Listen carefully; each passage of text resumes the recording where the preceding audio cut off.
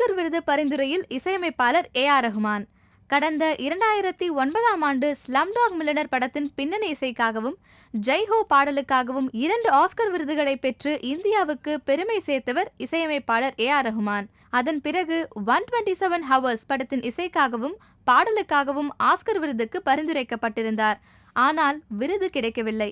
இப்போது Pele part of the legend என்கிற படத்தின் இசைக்காகவும் அதில் இடம்பெறும் ஜிங்கா பாடலுக்காகவும் ஆஸ்கர் விருதுக்கு மீண்டும் பரிந்துரைக்கப்பட்டிருக்கிறார் AR ரஹ்மான். பிரேஸ் நாட்டின் கால்பந்தாட்ட வீரர் பீலேவின் வாழ்க்கை வரலாற்று கதையை கொண்ட இந்த படம் போட்டியில் கலந்து கொண்டுள்ளது. பரிந்துரை பட்டியலில் 145 படங்கள் இடம்பெற்றுள்ளது. இறுதி பட்டியல் ஜனவரி மாதம் 24ஆம் தேதி வெளியாக உள்ளது.